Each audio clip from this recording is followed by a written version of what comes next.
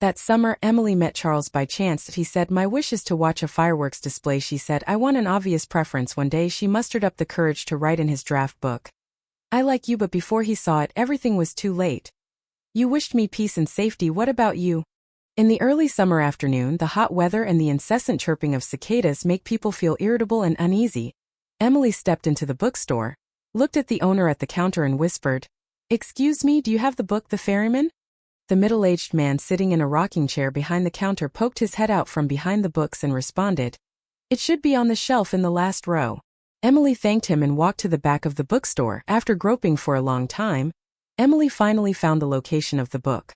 She stood on tiptoe and reached out to take the book on the top layer, but she was not tall enough and could not reach it. Just as she was about to reach back and ask the boss for help, the smell of laundry detergent entered her nose, and an arm suddenly stretched out from behind her and pulled out the book The Ferryman. Emily turned her head to look at the person behind her. Charles took 2 steps back and asked casually, "Do you want this one?" The breeze blew through the woods, the leaves rustled, and the sunlight shone through the window onto the boy in front of him. Emily nodded, lowered her eyes, took the book, and couldn't help but look up at Charles. He was very handsome, the only handsome man she had ever seen. Facing Emily's scrutiny, Charles met her gaze calmly, raised his eyebrows and said frivolously, "Does it look good?" "Nice." Almost reflexively, Emily answered. After being stunned for 2 seconds, she shook her head, and although she was panicking inside, she said calmly, "I'm talking about the book. It's quite interesting." Charles looked at the girl who was desperately trying to make up her face but was so anxious that it turned red. He didn't want to tease her anymore, so he pointed at the counter and said, "Check out there. Books 2 and 3 are out of stock. Come back next time." Emily nodded, glanced up at Charles as she passed by, then took the book, paid for it and left. "He looks familiar, but I can't remember where I've seen him." In the morning, Emily put on her school bag, picked up a bottle of milk from the table, turned her head and said to Sophia, who was mopping the floor, "Mom, I'm going to school." Sophia said without even looking up, "Go ahead and be safe." Emily gets up early, so every morning she would go to the breakfast stall near the school and wait for Mia to go to school together. After ordering Mia's favorite porridge as usual, Emily took out last night's test paper from her school bag and began to check it. Soon, the silence was broken by the sound of quarreling behind. Emily turned her head and saw several boys at the table behind her pushing and arguing about something. The scene was in chaos. But in the midst of the chaos, a boy sat steadily at the table, eating breakfast with a calm expression, as if he was not involved. Emily recognized him as the handsome boy in the bookstore yesterday. At this moment, the boys were pushing each other more and more fiercely, and one of them picked up the cup on the table and threw it forward. Unfortunately, he didn't throw the cup accurately, and it went straight in Emily's direction. Emily's heart tightened and she quickly stood up to avoid it, using her arms to cover her head. The cup hit the porridge she ordered squarely, and the cup broke into pieces on the ground. The porcelain bowl broke into pieces, and a portion of porridge quickly spread, soaking most of the test paper. The people around quickly focused their attention on Emily, and the boys who were pushing and shoving her fell silent. Emily hurriedly picked up the test paper and wiped it clean with a tissue, then began to clean up the mess on the table. Charles glanced at Emily, lowered his eyes, took out a tissue and began to wipe his mouth. After a while he said, "Apologize." The boy who hit someone with the cup hesitated for a moment, then walked up to Emily and said slowly, "I'm sorry, I didn't mean to do that. Are you okay?" Hearing this, Emily was stunned at first, then she curved her lips and raised a faint smile. "It's okay." As she spoke, Emily squatted down to pick up the broken glass on the ground. Charles watched her pick up the broken glass pieces bit by bit, and threw them into the trash can. Only when she had finished picking them up did Charles ask her, "What grade in class are you in?" Emily turned around and met his gaze. He sat there lazily, looking at her quietly. His beautiful eyes were like a pool of deep water, bottomless. She licked her dry lips without looking away and answered, "Class 1, Senior 3. Before Charles could say anything else, Mia's voice came from behind him. "Emily." Emily turned her head and looked at Mia, who was walking towards her. She quickly picked up her school bag, put it on her back, grabbed the wet test paper on the table and walked towards her. Mia saw Emily coming over and asked in confusion, "Why are you here? Aren't you going to have breakfast?" Emily handed Mia the milk she had brought from home that morning. "Something went wrong. It's too late to order more. You can use it first." Mia nodded and walked to school with Emily obediently, inserting the straw while mumbling, "What happened? My test paper died." When Charles walked to the classroom door, the head teacher was already ready to start the class. He stood at the door and shouted a report. The head teacher was a middle-aged man. He adjusted his glasses and looked towards the door. His face darkened. "You haven't been here since the start of the school term. Are you late for class on the first day?" Everyone's eyes fell on Charles, who calmly took over the conversation. "I won't do that next time." The head teacher didn't want to make things difficult for him anymore, so he raised his head with a grim face and motioned for him to go back to his seat. "Emily, where is your test paper? Why didn't you give it to me?" The head teacher stood on the podium and asked questions, his eyes full of scrutiny. Emily looked at the wrinkled test paper in front of her, which was even missing a piece. She opened her mouth but didn't know what to say. She decided to give it a try and stood up to hand in the tattered test paper in her hand. Someone in the last row of the classroom said, "Her test paper is here with me." Emily looked towards the source of the sound. Charles leaned against the wall, raised the test paper in his hand and waved it, then glanced at Emily, who was already stunned. "Why is her test paper with you?" the head teacher asked suspiciously. "She left it at the breakfast shop and I picked it up." The tone was calm, even with a hint of sincerity. Emily. The head teacher did not ask any more questions. He retracted his gaze, lowered his head and sorted out the test papers while saying, "Emily, go get it." She hesitated for a moment whether to take it or not. If she took it, what would he do? But if she didn't take it, it would embarrass him. After hesitating for a long time, Emily slowly walked to Charles's desk and took the test paper. The handwriting on the test paper was very beautiful. In cursive script, she asked, "What do you do then?" Charles was much taller than her, and when he stood he blocked the light from her eyes. She looked up at him but fell into his deep eyes. He laughed and said, "Why do you care about me?" Emily wanted to say something, but the head teacher on the podium had already begun to urge her.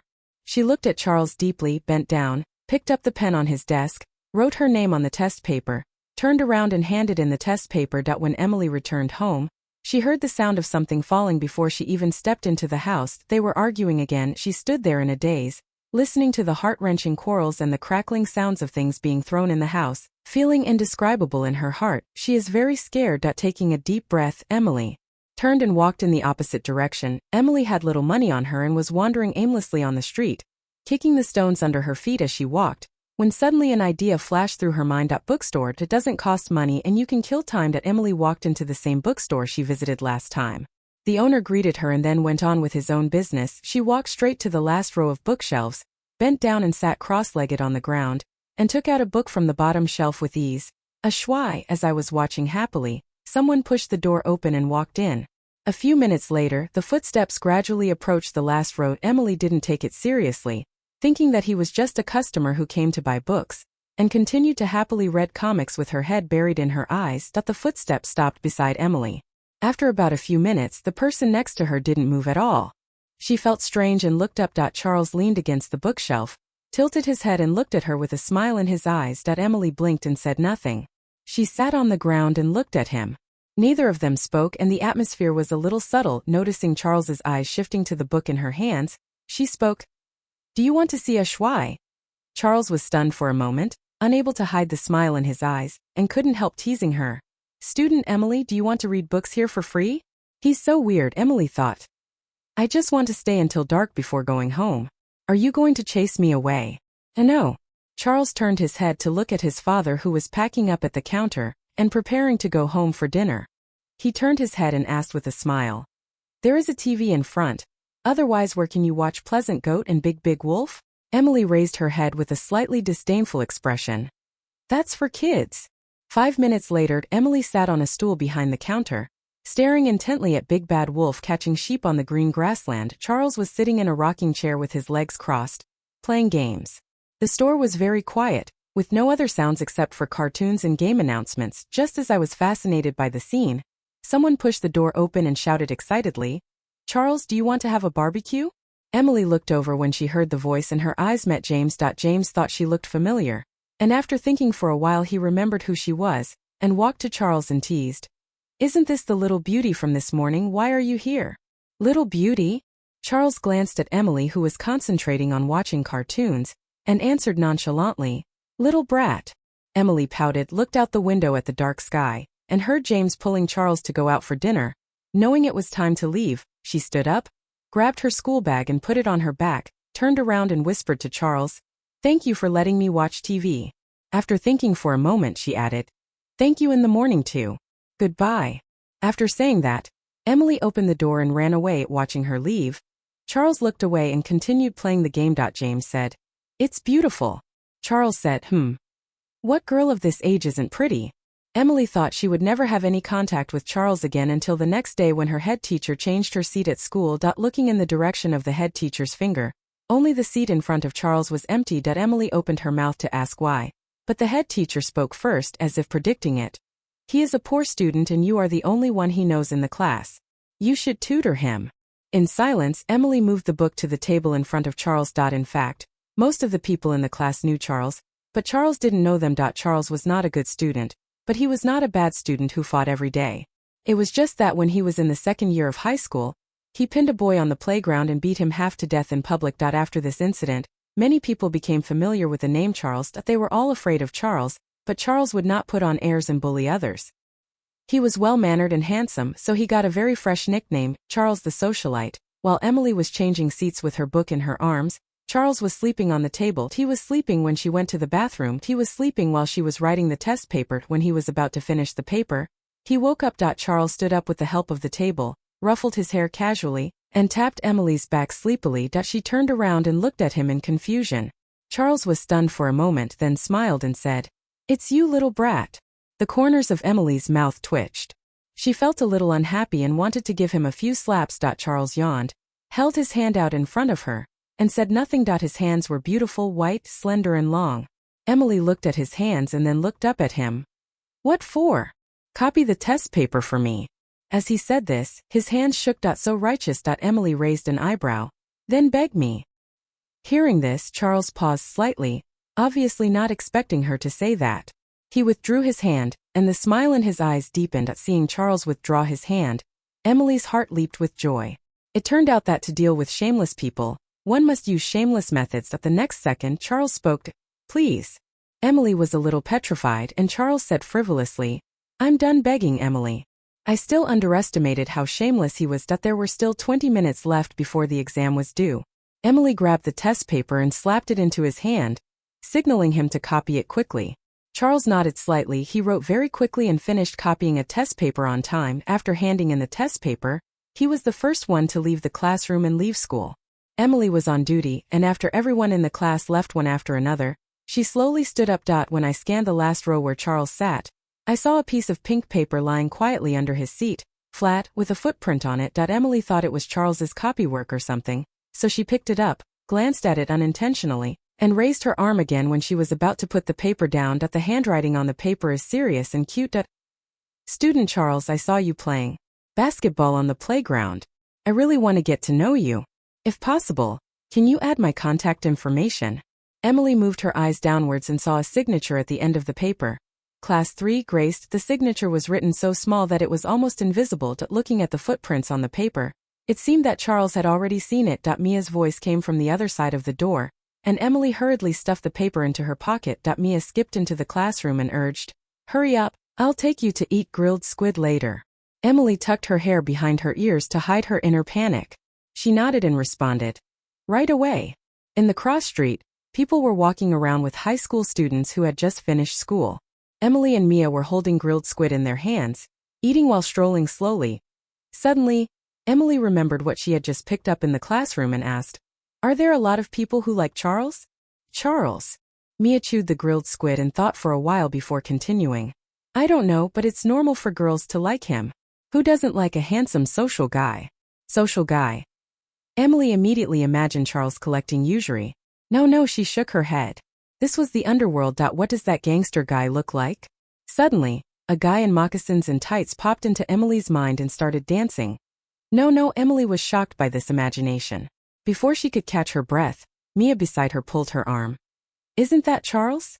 Looking in the direction of Mia's finger, it was Charles standing outside Chow Tai Fook, but he was wearing different clothes than at school. He was not only tall but also well-built, wearing a white shirt with his cuffs slightly rolled up, and a silver watch on his slender wrist. He was holding a bucket of oil in his right hand, and at first glance he looked like a good family man. Mia couldn't help but praise, "It's really handsome." He was indeed handsome, But the first word that came to Emily's mind was sultry. After dawdling on the road with Mia for a while, it was getting dark when we got home. Emily walked in. The house was very quiet. Sophia was sitting on the sofa, browsing her phone. Emily licked her dry lips and slowly moved to the sofa and sat down. Sophia raised her head and looked at her. "You're back, do you want anything to eat?" The more concerned she was, the more upset Emily felt and her eyes became sore. Emily shook her head and wanted to say something happy, but her eyes caught sight of the wounds on Sophia's body. The deep and shallow wounds were shocking. Noticing her gaze, Sophia pulled down her rolled-up long sleeves to cover the wound. "Did he hit you again?" Emily spoke. Her voice was not loud, but the silence in the room made her voice unusually clear. "Oh, Emily, he..." Before Sophia finished speaking, Emily interrupted her, her voice trembling. "After so many years, why are you so determined not to get a divorce?" "Divorced, what will you do?" "But I don't want you to think about me. Can you please live a good life first before worrying about me? Even if I become a stray dog today, if it can make you happy, I will change." Emily yelled at Sophia angrily, tears welling up in her eyes. Sophia smiled faintly and spoke in a gentle tone. "But how can your mother be happy if you become a stray dog?" Emotions flooded Emily from all directions. She could no longer hold back her tears. She wiped her tears away, stood up and rushed out of the house. She is 17 years old. Since she can remember, her parents have often quarreled. Her father is an extreme person. After a quarrel, he will smash things to vent his anger. He smashes everything. Bowls, mobile phones, TVs, tables, anything that can be smashed, and he will also beat people. She was very afraid of this sound, from the bottom of her heart. Every time she heard this sound, her heart would beat faster and her whole body would tremble. She advised her mother to divorce, but every time her mother agreed, she would not divorce, and then she would live with her father who had accomplished nothing, and then they would quarrel over and over again. Emily sat down in front of the empty flower bed, unable to calm down. She covered her face and sobbed, the night wind ruffling her hair. After a long time, she felt someone stepping on her feet. She looked down and saw it was a golden retriever. Emily squatted down, touched the golden retriever's head, and said in a hoarse voice, "Are you lost?" She lifted the golden retriever's chin and looked, but didn't find the collar. The golden retriever was very well behaved, sitting there and letting Emily touch him. She pouted, hugged the golden retriever and started crying. "Don't you have anyone who wants you?" On the side of the road, Emily was hugging a big dog and crying loudly regardless of her image. People passing by couldn't help but step away and look at her like a lunatic. After an unknown amount of time, Emily finally stopped crying, and a familiar voice came from above her head. "Someone wants it." She shuddered and raised her head slowly, only to see Charles looking at her with a playful expression. Emily wiped the tears from her face and stood up awkwardly. "Is it your dog?" Before Charles could answer, the golden retriever tactfully walked over to his legs and sat down. Charles looked at Emily's red and swollen eyes and smiled calmly. "Emily, no matter how much she likes my dog, she won't be so excited that she cries like this." Realizing that she had lost her composure, Emily looked away and said stiffly, "I didn't." Charles understood, patted the golden retriever's head, turned around and walked a few steps. He turned his head and saw her standing in the cold wind with red eyes looking at him. He stopped. "The book you wanted to read last time is available. Do you want to buy it?" After receiving Charles's complete words, Emily nodded. There were many roadside stalls, and the aroma went straight into Emily's nostrils. She was crying so hard just now that she didn't feel hungry, but now she realized it belatedly. The golden retriever walked in front, sniffing left and right. Charles and Emily walked side by side. She glanced at him secretly, and he walked forward with an indifferent expression. Ahem. Emily couldn't help but break the silence. "Are you hungry? Otherwise, I'll treat you to something to eat." As she spoke, she pointed to the sausage stall next to her. Charles looked at her silently, without saying a word or moving. Emily blinked, expecting him to speak. The next second Charles spoke. "Are you hungry?" An awkward atmosphere suddenly filled the air. Since she didn't answer him, he guessed it. He raised his chin and said, "Go buy it. I'll wait for you here." Emily skipped to the stall and made the sign of 5. "Boss, 5 grilled sausages." She figured there would be 2 for her and Charles, and 1 for the puppy. Just as she was about to pay, Charles stopped her and said, "The dog is missing. Go look for it." Emily looked sideways and indeed did not see the puppy. She nodded and replied, "Okay, wait for me." After searching for a while, I finally found the dog behind a flower bed, cuddling with a white Samoyed. "Let's go." Ask your dad to buy you a beautiful wife someday. Then she picked up the golden retriever and went to find Charles without saying anything. Before I even reached the stall, I saw Charles approaching with a plastic bag in his hand. Emily hurried over and put the puppy on the ground, asking, "Have you paid?" Charles handed her the plastic bag in his hand, stared at her for 2 seconds before speaking faintly. "I'm not a robber." Emily laughed dryly, took out $10 from her pocket and handed it to Charles. She looked at him, the street lights reflected in her eyes. With light in them, he didn't take it. After a long while he said, "No, just consider it as the money for the porridge last time." It was reasonable to give her 5 sausages as compensation for breaking her bowl of porridge. Emily curled her lips and silently put the $10 back into her pocket. She took a sausage out of the bag and put it into her mouth. Her tongue was burned. She quickly took it out, blew on it twice, and put it back into her mouth and bit it. Then Emily took out another one from the plastic bag, handed it to Charles and said incoherently, "Try it." On the noisy street, Charles walked quickly forward, his stern face expressionless. "You eat." After all, Charles paid for it, and Emily felt embarrassed to eat alone. She took a step forward, stretched her arm forward and put the sausage to his mouth. "Try it, it's delicious." Charles frowned and dodged back, reaching out and grabbing her wrist. "I don't." "Charles." Charles was interrupted before he could finish his words. They both looked over and saw a woman standing in front of them. She was wearing a long black coat and black patent leather high heels. She had narrow eyes with slightly upturned corners and wore bright red lipstick.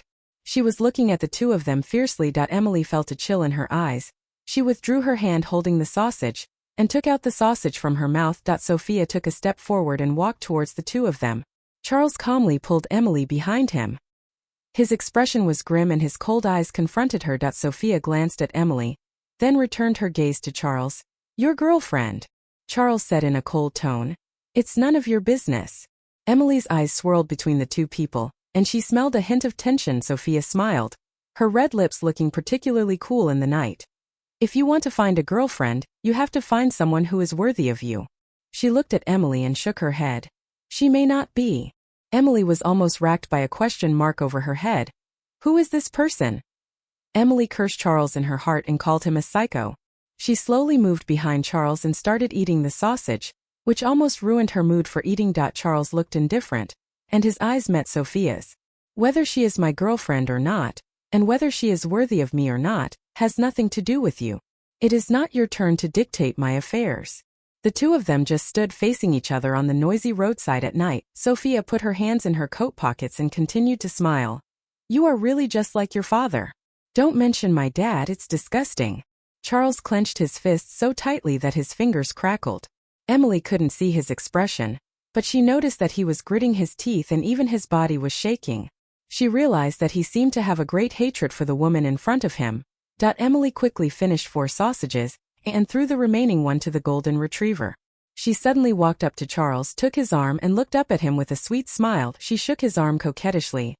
"I'm so hungry, let's go home." Charles looked down at her in shock. She blinked at him. He came back to his senses and smiled faintly. "Okay." As she said this, she smiled, took his arm, walked around Sophia and headed towards the corner. Sophia turned around and narrowed her eyes at Emily's back. Charles let Emily hold him like this, with a fake smile on her face, and he couldn't help laughing out loud. Emily gritted her teeth as she faked a smile. "What are you laughing at?" Charles turned his head and suppressed his smile. "Your smile is so fake." When they reached the corner, Emily immediately let go of Charles's arm and said angrily, "It's good enough that I can save you." Charles looked at her with a righteous look and curled his lips. "You are willing to help me without asking the reason." Emily curled her lips and shook her head nonchalantly. "I don't even know her, and she said I'm not worthy. I definitely don't like it." After a pause she added, "Besides, you are such a nice person, how can you treat her so badly? Maybe she is not a good person." Hearing this, Charles lowered his eyes, his eyelashes hiding the emotions in his eyes, and said in a flat tone, "Why do you think I'm a good person?" Emily thought for a moment and replied, "You gave me the test paper, and you were willing to let me stay in the bookstore to watch cartoons, and you also bought me sausages." As they were talking, they had already reached the bookstore.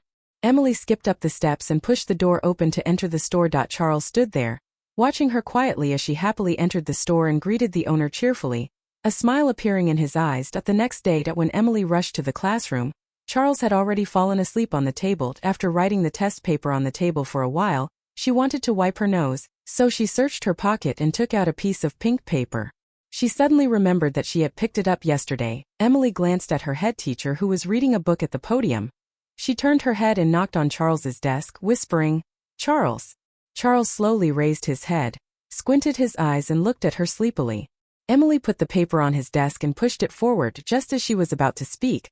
Someone behind her suddenly shouted, "Emily, what are you doing? The test paper is on Charles's face, right?"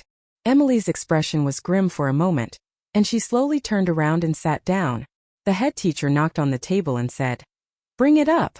After 2 seconds of reaction, Emily saw that everyone's attention was focused on her. She slowly turned her head and grabbed the note on Charles's desk. Charles recognized the note that he had dropped on the ground and stepped on yesterday, and leaned back in his chair with his arms folded across his chest, ready to watch the show. Emily moved step by step to the front of the head teacher and placed the note on the desk. The head teacher glanced at her sharply, then opened the note and read it. After reading it, the head teacher took a deep breath and said in a heavy tone, "Since you have already written it, then tell me what you like about Charles." As soon as he finished speaking, there was an exclamation in the class, and Charles raised his eyebrows in surprise. Emily was stunned for a moment, then pointed her finger at herself. "Me? If it's not you, then what about me?" the head teacher shouted. Emily hurriedly explained, "No, I don't like him and this is not me." Before she finished speaking, the head teacher interrupted her irritably, looking very disappointed with her. "Come to my office with me." People in the class were whispering. Emily glanced at Charles, who was looking at her with interest. She looked away and followed the head teacher into the office. The head teacher was named Daniel, who was in his 30s and looked very fierce. His personality was just like his appearance. The only thing Emily remembered about him was that he had a big belly. After entering the office, Daniel took a sip of tea and sighed. "I think you have very good qualities. You are pretty and good at studying. How could you like a rascal like Charles?" Emily shook her head and explained, "I don't like him. I didn't write that note. There's a small signature on the bottom right of the note." After listening to Emily's explanation, Daniel opened the note again with some doubt, and only after looking carefully did he see the signature written on the lower right corner. Emily explained it clearly, but he had already brought the person to the office, so he couldn't help but feel a little embarrassed. He put away the note and said earnestly, "No matter what, you can't get involved with someone like Charles. It will only hurt yourself." Seeing Daniel's embarrassment, Emily smiled and replied, "I will have nothing to do with him, and Charles is not as bad as you think." Daniel waved his hand. "You go back to class first." When Emily returned to class, it was already time to end the get out of class. When she walked into the classroom, the boy in the front row joked, "Hey, isn't this Mrs. Charles?" Emily glanced at the boy and didn't respond. Charles was no longer in his seat. The next class was physical education. Emily took out a cup of water from the drawer and asked Mia to get some hot water.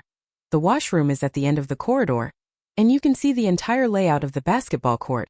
After getting some hot water, Emily stood in the corridor waiting for Mia. She glanced casually at the basketball court and saw a familiar figure. On the basketball court, Charles, wearing a white t-shirt, was holding a basketball and shooting. The warm sun was shining brightly on him, and he was smiling freely and brightly. For a moment, Emily's heart skipped a beat, and she suddenly understood why the girls in class 3 liked him. Mia patted Emily on the shoulder and said, "Let's go to class." Emily looked away and responded. The physical education class was taken with class 3. Emily sat under the shade of a tree and fanned herself with her hands. The sun was blinding, so she squinted and looked around and asked, "Which one is Grace?" "A Grace." Mia squinted her eyes and looked around, then raised her hand and pointed in a direction and said, "That girl who is carrying water and walking towards the basketball court." Emily looked in the direction of Mia's finger, and saw a girl with a high ponytail and delicate looks walking towards the basketball court with a bottle of water. Emily turned her head and saw Charles sitting and resting by the basketball court. She understood a little bit. Mia stood up and sat next to Emily, staring at Grace and gossiping. "Tell me, who is she going to give water to?" Emily smiled and said, "I guess it's Charles." As soon as she finished speaking, Grace had already walked up to Charles, stretched out her hand to him and smiled brightly. "Drink some water." "Oh my God." Mia's eyes widened in shock, and she looked at Emily in disbelief. "Are you a fortune teller?" Emily smiled, said nothing, and quietly looked at the two people on the basketball court. Charles raised his head and frowned. "Who are you?" Grace smiled brightly and introduced herself without hesitation. I'm from class 3, my name is Grace. Charles frowned even deeper, and after a long while he said in a low voice, Did you write that pink note? Grace was stunned for a moment, then realized what Charles said. I wrote this. I want to be friends with you. Charles touched his lower teeth with the tip of his tongue, his face a little impatient. He raised his head and glanced at Grace, then said slowly, Forget about making friends, but don't write me a note. It has caused trouble for me and my friends. Emily sat in the shade of the tree, quietly watching Grace leave with the water. Mia laughed beside her. Is he allergic to women? He rejects a beauty like Grace. But speaking of which, when did you start liking Charles? You even wrote little notes to him during class. Emily let out a breath and was about to explain when Mia said, But looking at it this way, you are indeed more suitable for Charles than Grace, and you are more beautiful. A roll. Emily is indeed pretty, with a smooth face, a high nose bridge, slightly upturned almond eyes with a teardrop mole, and slightly curly long hair casually draped over her shoulders. Most of the time, her eyes are full of coldness. I'm going to wash my face first. Emily stood up and walked towards the bathroom. As she walked to the wash basin in front of the bathroom, a smell of cigarette smoke entered Emily's nostrils. She raised her hand to change the faucet and turned around slowly. For a moment, Emily froze. In front of the men's restroom, Charles was leaning against the wall, his school uniform hanging on his body, revealing his fair skin and prominent collarbone, with a cigarette between his long and slender fingers. Charles looked up at her, his deep eyes showing no emotion. The smell of cigarettes went straight into Emily's nostrils. She couldn't help but cough lightly, then quickly left. The wind outside the window came into the bathroom along with the afterglow of sunset. Charles stepped on the sunlight, loosened his hands, and the cigarette fell straight to the ground. Charles raised his foot to put it out. James happened to come out of the bathroom, looking at the cigarette but on the ground, wondering, What happened? Charles put his hands in his pockets and said calmly, Nothing. When she got home in the afternoon, she opened the door and saw her father, whom she hadn't seen for a long time. Emily was slightly stunned and said softly, Dad. The man on the sofa didn't look over. He stared at the phone in his hand and responded nonchalantly, Yeah, you're back? Let's eat soon. Emily shook her head. You guys eat. I'm not hungry. I have a lot of homework. I'm going to go upstairs to do my homework first. After saying that, she left as if escaping. At night, Emily realized that she was hungry, but she was reluctant to go downstairs for fear of meeting her father. Emily licked her dry lips, changed into loose short-sleeved shirt and long pants, and jumped down from the second-floor window nimbly. The floor was very low and there were some unused and junk things placed under the window. Emily often did this when she didn't want to meet her father. Inside a convenience store, Emily picked up a piece of bread and a bottle of milk, paid the bill, sat down at the table in the store, and ate slowly. Emily had a habit of daydreaming while eating, so much so that she didn't even notice that Charles was standing behind her for a long time. Charles was about to go into the convenience store to buy a bottle of water when he accidentally caught a glimpse of Emily. After thinking for a moment, he turned around and picked up a bottle of yogurt from the shelf. Emily chewed slowly, her eyes fixed on the table. Charles handed her a bottle of yogurt, bringing Emily back to her senses. Emily looked up and met Charles's deep eyes. She was startled and choked. Cough, cough, cough. Emily quickly unscrewed the bottle of milk and drank it. Charles sat down in the seat opposite, his expression indifferent. A thank you gift for making you take the blame. Emily was stunned for a moment before she realized what he meant. That pink note. No need to bother. Emily unconsciously pinched the corner of her clothes and answered timidly. Charles didn't respond. Emily glanced at the wound on his arm. It seemed to be freshly inflicted and blood was still dripping from the wound. After struggling for a while, Emily stood up and said, Wait for me here, I'm going to buy something, you must not leave. After saying that, she ran out of the convenience store. Charles looked at her half-eaten bread and milk calmly, lowered his eyes, and his long eyelashes hid the emotions in his eyes.